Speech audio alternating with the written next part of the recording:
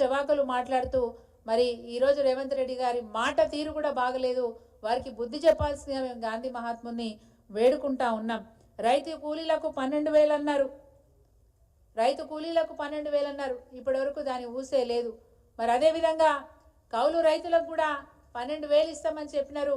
దానికో పేరు పెట్టినారు, ఇందిరమ్మ ఆత్మీయ భరోసా అనే పేరు పెట్టినారు. ఇప్పటి వరకు ఆ జాబితా కూడా తయారు కాలేదు.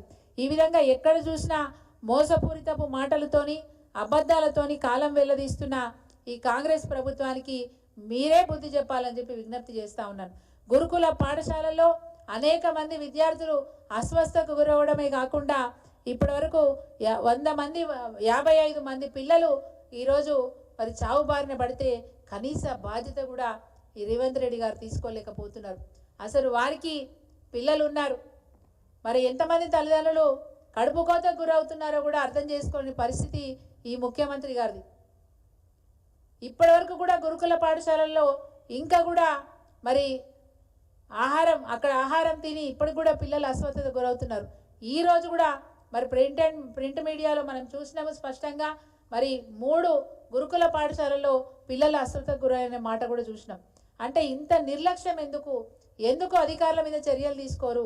ఎందుకు ఇలాంటి తప్పులు జరగకుండా ఫుడ్ పాయిజనింగ్కి గురి కాకుండా విద్యార్థుల మీద ఎందుకు శ్రద్ధ పెట్టదు ఈ ప్రభుత్వం అనే విషయాన్ని మీ దృష్టికి తీసుకొస్తా ఉన్నాను. ఎన్నో ప్రగల్భాలు పలికిన మరి రేవంత్ రెడ్డి గారు మహిళలకు 2,500 రూపాయలు మరి తప్పకుండా ఇస్తాము మహాలక్ష్మి పథకం ద్వారా అని చెప్పినారు.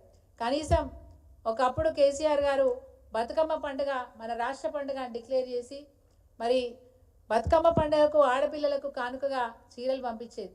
ఆయన 2 చీరలు కాదు, ఆయన ఒక్క చీర ఇస్తే నేను 2 చీరలు ఇస్తా అని చెప్పి ప్రగల్భాలు పలికిన రేవంత్ రెడ్డి గారు, 500 ఇస్తా అని చెప్పి ప్రగల్భాలు పలికిన రేవంత్ రెడ్డి గారు అటు మహాలక్ష్మి పథకాన్ని ఎగ్గొట్టడమే కాకుండా మహిళల్ని కూడా అవమానపరిచే పరిస్థితి వచ్చింది. ఈ విధంగా అనేక అబద్ధాలతోని అనేక బాధలతోని అన్ని రంగాల వాళ్ళు ఈరోజు నిరసనలు వ్యక్తం చేస్తూ ఉంటే ఆ నిరసనలు కూడా నిర్లక్ష్యం చేస్తున్న ప్రభుత్వం ఈరోజు రేవంత్ రెడ్డి గారి ప్రభుత్వం. ఒకప్పుడు కేసీఆర్ గారు మరి అధికారంలోకి వచ్చినప్పుడు ఒక మంచి మాట చెప్పినారు, మా కళ నీళ్లు నిధులు నియామకాలు, ఈ రాష్ట్రానికి నీళ్లు తీసుకొస్తే రాష్ట్రం బాగుపడుతుంది. అట్లా ఆ ఉద్దేశంతోనే అనేక రిజర్వాయర్లు, అనేక ప్రాజెక్టులు, అనేక లిఫ్ట్ ఇరిగేషన్ ప్రాజెక్టులు తీసుకొచ్చి తెలంగాణ రాష్ట్రాన్ని సస్యశ్యామలం చేసే ప్రయత్నం చేసి 80% సబలీకృతమైనారు. ఇంకా కూడా కృష్ణా జలాలను కూడా వినియోగించుకొని అనేక ప్రాజెక్టులు మరి అవి నిర్మాణంలో ఉన్నాయి, తుది దశకు చేరుకుంటా ఉన్నాయి. త్వరలో అవి కూడా మరి ప్రజలకు అందే అవకాశం ఉన్నది.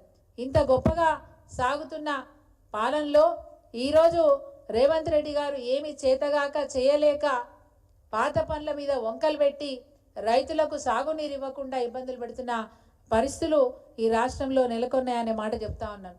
ఇప్పటికి కూడా రైతులకు సరి అయిన సమయంలో యూరియా రాదు. ఇప్పటికీ చెప్పులు మళ్ళా క్యూ లైన్లలో పెట్టి నిల్చునే పరిస్థితి రైతన్నకు వచ్చింది. దురదృష్టం ఏంటంటే మహాత్మా గోసపడుతున్న విషయం ఏంటంటే ఇప్పటికే 410 మంది రైతులు ఆత్మహత్యలు చేసుకున్నారు. ఇది నిజంగా కూడా ఒక విషాదకరమైనటువంటి విషయం.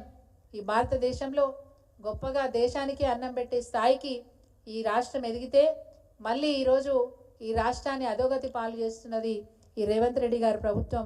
తప్పకుండా ఈ ప్రభుత్వానికి ముఖ్యంగా కాంగ్రెస్ పార్టీ ముఖ్యమంత్రి రేవంత్ రెడ్డి గారికి సద్బుద్ధిని ఇవ్వాలని చెప్పి మరి మహాత్మా గాంధీ బాపూజీని మేమందరం కూడా వేడుకుంటా ఉన్నాం.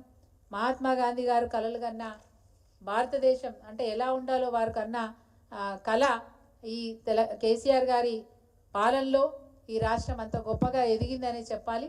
అలాంటి రాష్ట్రాన్ని మళ్ళీ విచ్ఛిన్నం చేస్తున్న మరి రేవంత్ రెడ్డి గారికి సద్బుద్ధిని ఇవ్వాలని చెప్పి బాపూజీ గారిని వేడుకుంటూ జై తెలంగాణ.